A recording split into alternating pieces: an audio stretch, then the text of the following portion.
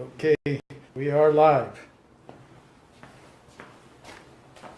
Hello, folks. Well, John and I decided to do a little more of an update. The more I think about this, the more I realize just how bad it really is. There's things that are coming out that I didn't really notice during the trial today. I noticed certain things. These guys took notes. I don't take notes. I try to listen. But probably one of the most disturbing things to me is what they were calling our witnesses. They're saying they're unreliable witnesses. They're not professional. They're calling layman witnesses. A professional witness evidently is FBI. Some government witness, right? Yep. The professional witnesses that they're calling professional witnesses are not even witnesses that were even there. These witnesses that they brought forward were witnesses that that just looked at Facebook stuff, that spent days and days and weeks gathering information off of Facebook that wasn't even at the Bundy Ranch standoff absolutely at all. Most of the actual witnesses on hand, the BLM witnesses that were there, haven't even seen Dan Love charge. He hasn't ever testified in this trial, even at our request at trying to demand him in there. We've used his statements. We've used did videos that were taken with him in it. Have been used against these guys, but we have not even got him on the stand. Another thing is he was one of the main witnesses to the grand jury that indicted these guys in the first place. That's a big thing to think about. So the witness that went before the grand jury to get these guys indicted, all 19 of these guys, is not even allowed to testify in this trial. And that's his testimony. That's his testimony before the grand jury. Behind closed doors. Absolutely. A professional witness, which they're calling reliable, and the people that actually have boots on the ground are being called unreliable.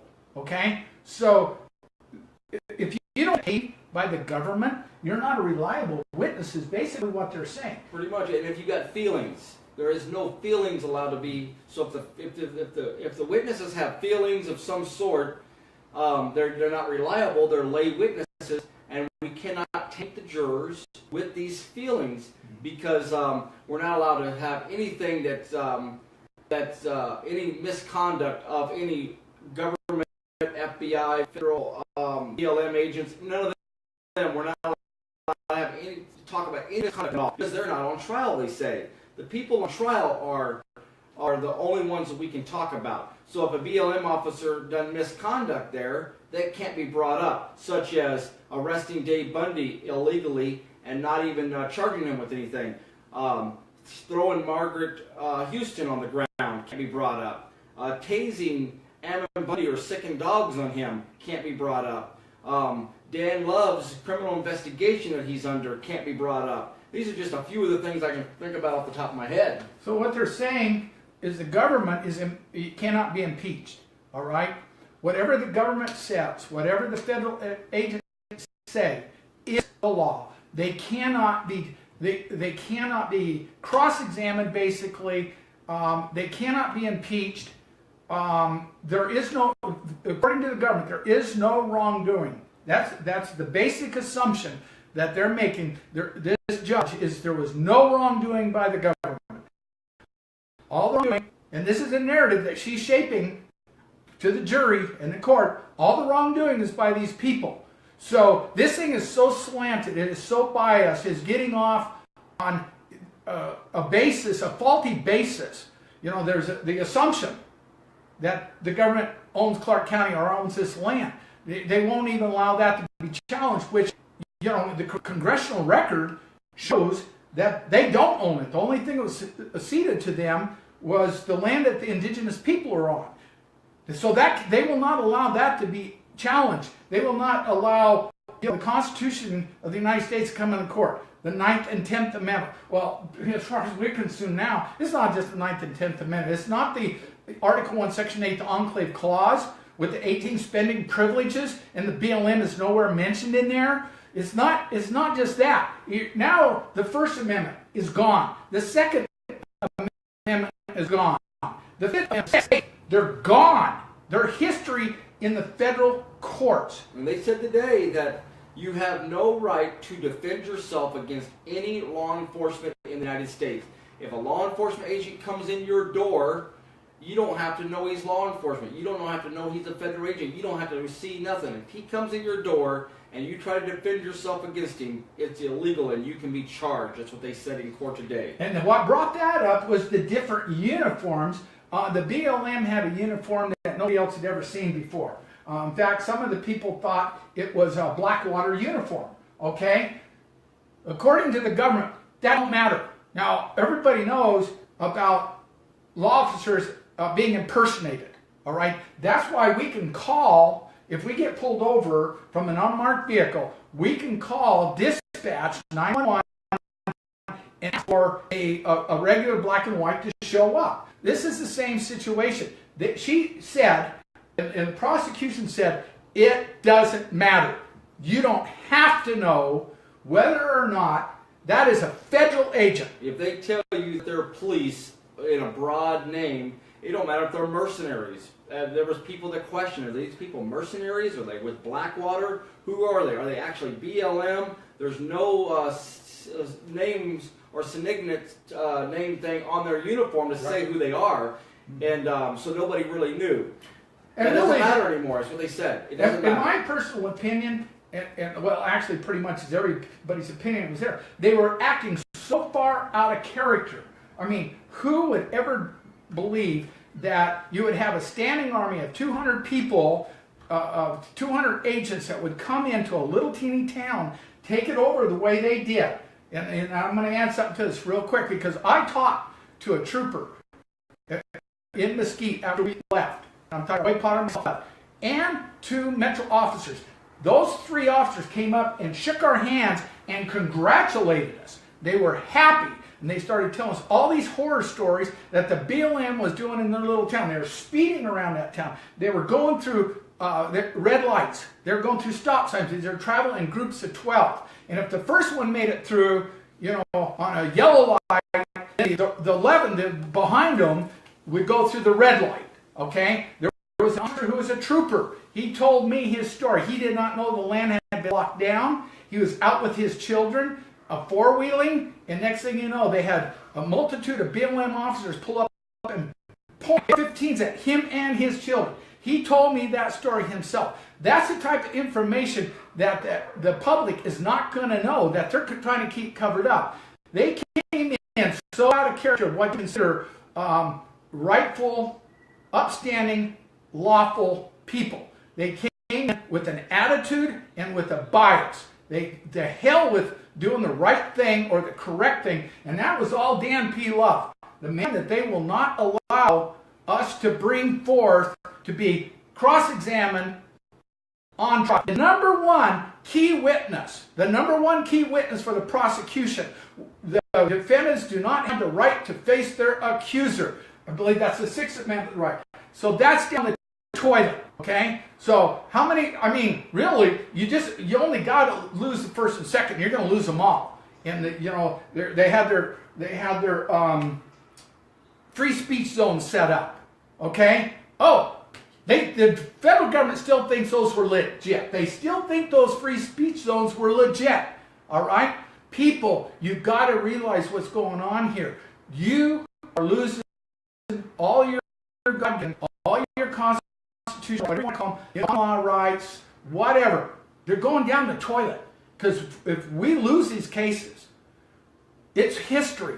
It is history for all your civil rights.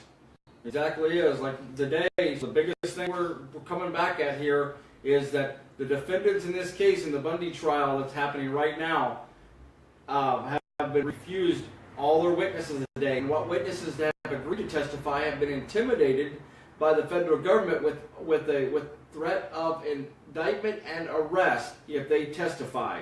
And they're saying up to 200 more people could be eventually arrested over this deal. That anybody who showed up out there to help the Bundys, whether they knew them or not, if they seen it on Facebook and you pushed like and you showed up there, you are a co-conspirator, unindicted co-conspirator, and that you could be arrested. And they've told each and every one of them that get up on this, that was going to get up, that they need an attorney, and they are under investigation for indictment and arrest over this case. And it's an ongoing investigation. It has never stopped. So you could join the conspiracy from 2014 at this very moment. Yes. Now is what they said before today. At any moment you can join in just because you like a Facebook post or that you agree with what's going on. Exactly. Well, you know, we've got how many thousands of followers just from your video today? 15,000 plus today. Every one of those people that made a comment, a like comment today or any time in the past is now an unindicted co-conspirator. According to what they're saying in federal court today. Yes. These absolutely. prosecutors are definitely saying it's an ongoing case, that anybody who joins this and agrees with this could be indicted as a conspirator. Well, you know, I've been thinking that this is, you know, communist Russia or communist China all over again. You know, it's modern day North Korea. Did you hear what I said? This is modern day North Korea. Got it? This is how bad this is.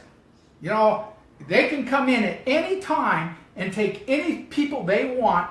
You cannot defend yourself. You know, anytime any officer of the so-called law violates your Constitution or your civil rights, he becomes a dangerous felon.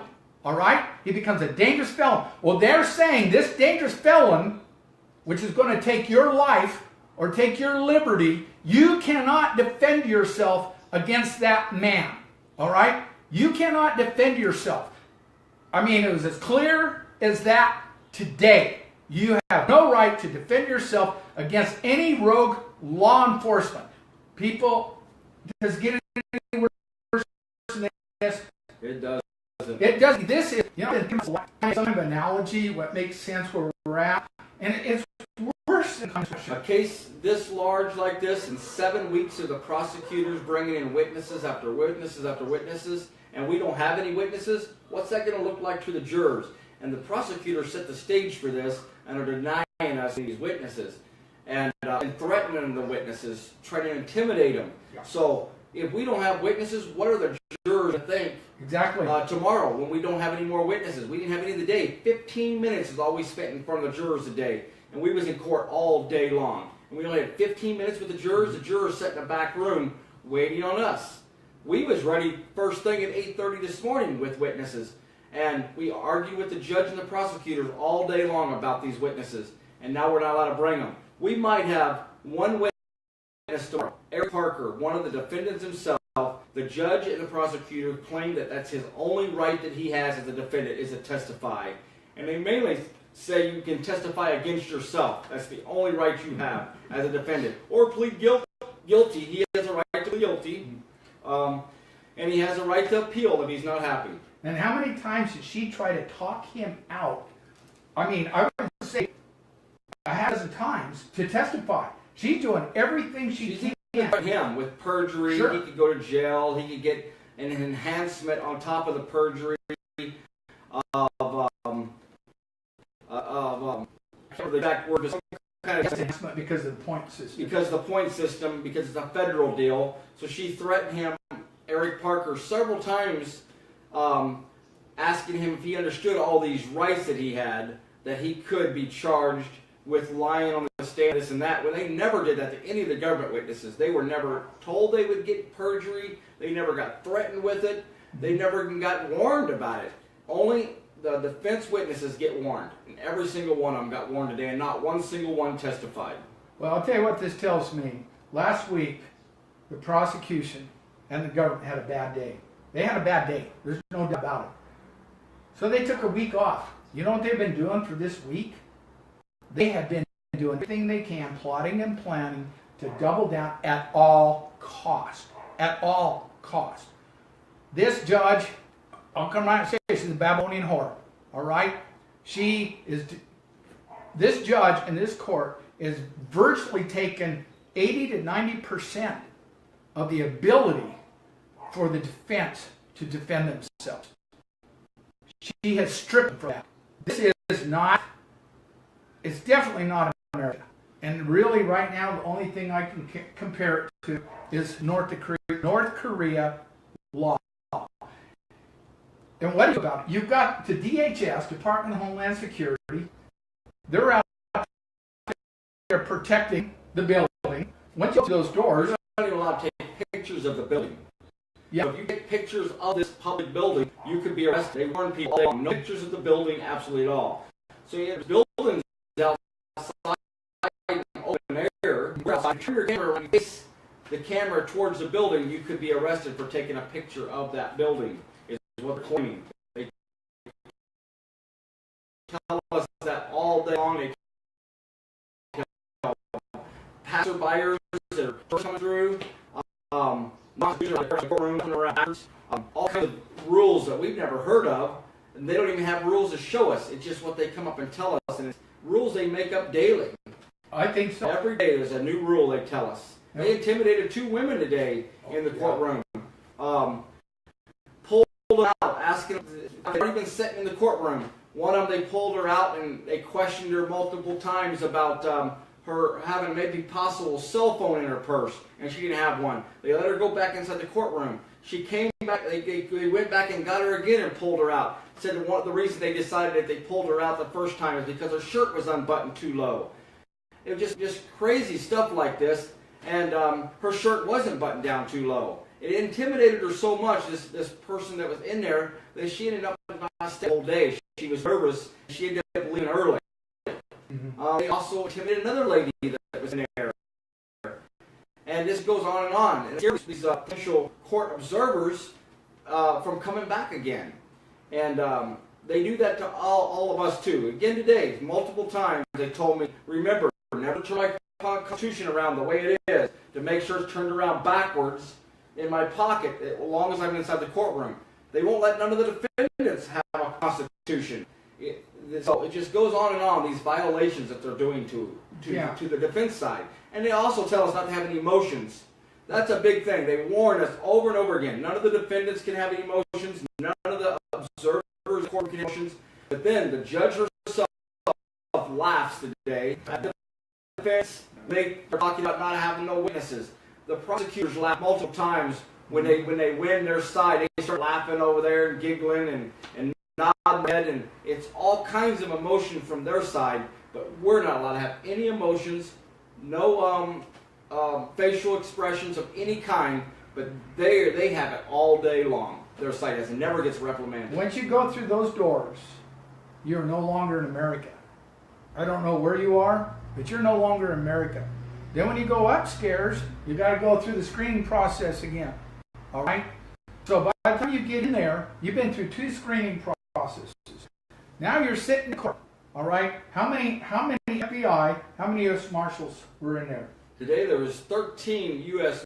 Marshals in there at all times. Sometimes a couple more, at least 13. And FBI agents, at least a half a dozen to 8, 6 to 8 FBI agents in there most of the time. None of them go through any screening at all, not even the FBI. The FBI even sit in the room and they testify, and they never leave.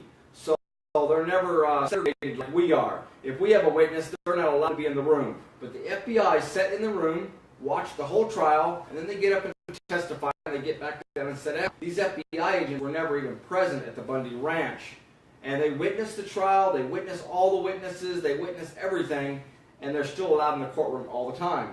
The one thing that gets me too is every time when these FBI agents take a stand, and we have special agent so and so here is going to testify. They ask how long they've worked for the FBI and what all their position is. They go along this whole spiel of all their positions, making how professional and how important they are to the jurors. Exactly. And then, of course, they call the witnesses that actually were there. They call them laymen. Lay witnesses. Yeah. Is it laymen? Laymen or lay witnesses. Lay witnesses. Unprofessional lay witnesses. Unprofessional and unreliable. Yes. The prosecutions are unreliable. How does this stuff get allowed? Instead of these witnesses may risk a jury nullification type trial and they can't risk that. So they can't allow these lay witnesses to testify that the jurors may nullify this case because of feelings that these witnesses may have. And we can't show any expressions or feelings. So if these witnesses may have feelings about the case, they're considered lay witnesses and not professional. So they're, and these BLM officers cried on the stand and had feelings, but we're not allowed to have any feelings. Yeah, wah! You want some wine with that? It's pretty bad. You want some cheese with that wine? That's what, yeah. You know, here these big tough guys are, BLM agents, ready to shoot women and children, okay? But they get on the stand and they get emotional and they start crying. But that's okay. That's okay. Some of these BLM officers on the stand under oath that they went to Iraq. They fought in different ones of the wars over there. I don't know if it's a Desert Storm or which one, but they was in combat in Iraq and other countries, in Afghanistan, and they were more scared at the Bundy Ranch than they were overseas in Iraq. They said that under oath, that they were more scared at Bundy Ranch than they ever were overseas in Iraq in wartime. And I want to say something to the Metro officers that got up there and basically perjured themselves, whined and cried. I want to say something about Sheriff Lombardo. You guys are an embarrassment. You used to be so ashamed. You're supposed to be the people that are protecting the people of Clark County government that brought in a standing army to destroy your constituents. And you're doing nothing. You're supporting them. I'm going to tell you what. Sheriff Lombardo is carrying the water for Obama, retroactively, Hillary Clinton, and I hope to God that Trump hears about this and Jeff Sessions hears about this. And should you mention? We're going to wait for this. Okay. So there are some things that are going on there too, because this sheriff is not a constitutional sheriff. He's violating the Constitution of the United States on a regular basis. His deputies are doing the same thing. This man's got to be replaced. I say he's resigning immediately, and Roberts needs to be put in his position because Sheriff Tom Roberts was the only sheriff that was out the Bundy Ranch that did the right thing. Okay? And we actually on video heard the BLM officer said, do not tell the other BLM officers, you do not listen to that sheriff, that deputy sheriff, Sheriff Tom Roberts, okay? Here was the supreme law of the land in Clark County, Nevada, and you had the BLM, United States government, saying, do not pay any attention to him. That was on video that we got to hear ourselves. So the local law enforcement, you know, we need a big change. I'd like everybody to, in the future, support their heart, not immediately become sheriff, and everybody's call for Lombardo to resign yesterday. That's all I know to say for the night. It's going to be a big day tomorrow. We need people. Let me take a quick look and see if there's any questions that people need some support down here. We need more people to fill up the sidewalk. We need to fill up the courtroom. So, if it's available, get there and show support. Show what support. Okay, buddy, thank you so much. Thank you. We'll be giving you updates. Yeah. You betcha. But probably one of the most disturbing things to me is what they were calling our witnesses. They're saying they're unreliable witnesses. They're not professional. They're calling layman witnesses. A professional witness evidently is FBI, some government witness, right? Yep. The professional witnesses that they're calling professional witnesses are not even witnesses that were even there. These witnesses that they brought forward were witnesses that. Okay, we are live. Hello, folks. Well, John and I decided to do a little more of an update. You know, the more I think about this, the more I realize just how bad it really is. There's things that are coming out that I didn't really notice during the trial today. I know certain things. These guys took notes. I don't take notes. I try to listen. That's his testimony before the grand jury. Behind closed doors. Absolutely. A professional witness, which they're calling reliable, and the people that actually have boots on the ground are, are being called unreliable.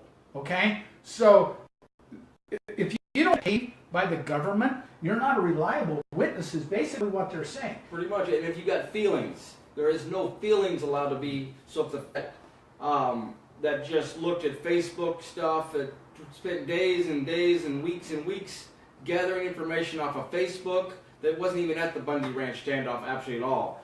Most of the actual witnesses on hand, the BLM witnesses that were there, we haven't even seen.